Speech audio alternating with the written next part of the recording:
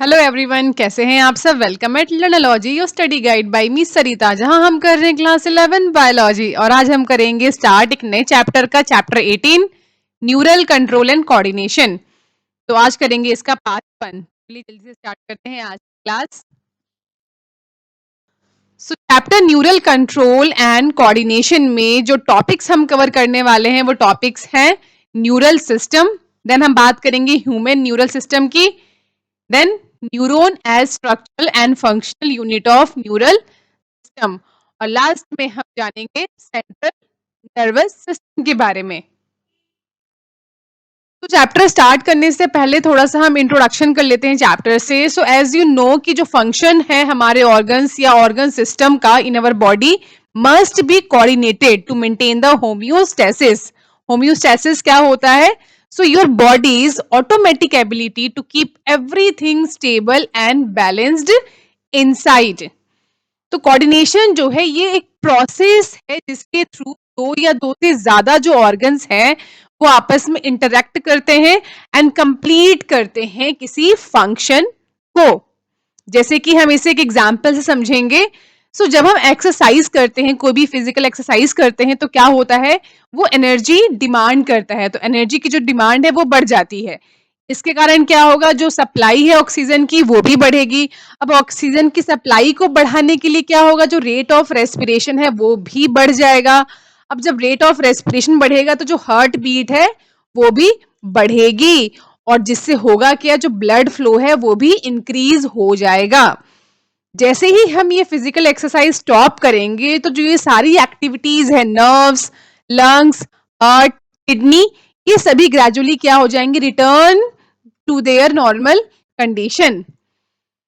तो जो फंक्शन होता है हमारे मसल्स का, लंग्स का, heart, blood vessels, kidney and other organs, ये सभी की सभी क्या होती हैं, कोऑर्डिनेटेड होती हैं while performing any physical exercise.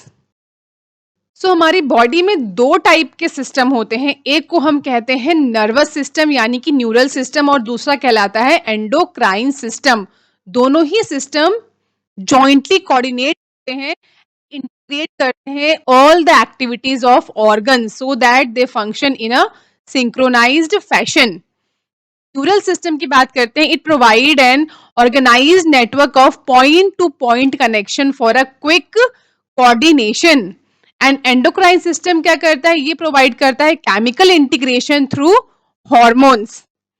In this chapter we learn about the neural system of human, mechanism of neural coordination like transmission of nerve impulse conduction across a synapse। तो बेसिकली हम इस chapter में nervous system के बारे में पढ़ेंगे। Neural system या nervous system क्या है ये?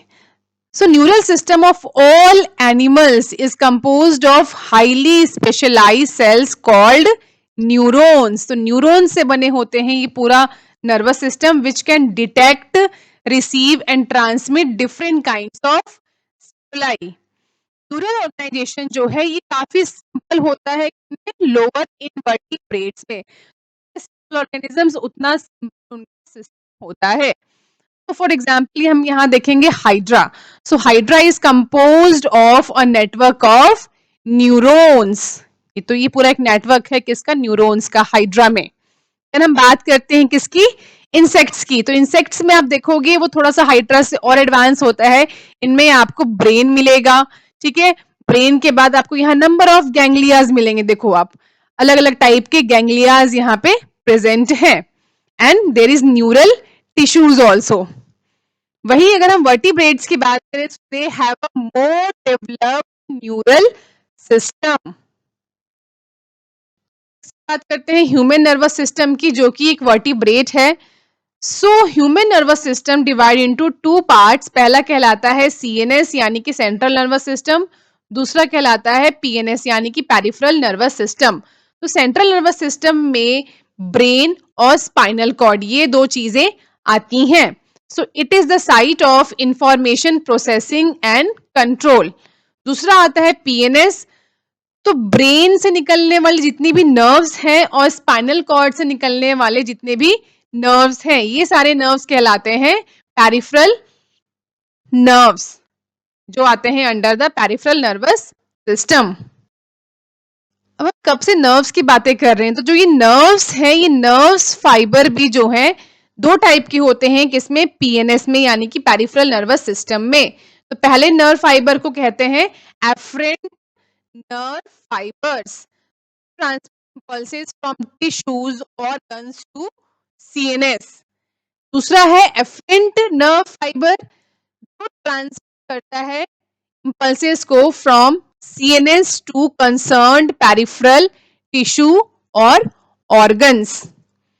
Then PNS को अगेन डिवाइड किया जाता है दो डिविजन्स में, कॉल्ड एसएनएस यानी कि somatic neural system, which relays impulses from central nervous system to skeletal muscle। तो जितनी भी skeletal muscles हैं वहां तक जो इंफॉर्मेशन लेकर के नर्व्स आ रही हैं फ्रॉम द सीएनएस, उनको कहा जाता है सोमैटिक न्यूरल सिस्टम।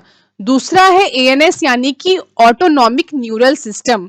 ये न्यूरल सिस्टम ट्रांसमिट करती हैं इंपल्सेस को सेंट्रल नर्वस सिस्टम से इनवॉल्यूंटरी ऑर्गन्स तक एंड स्मूथ मसल्स तक।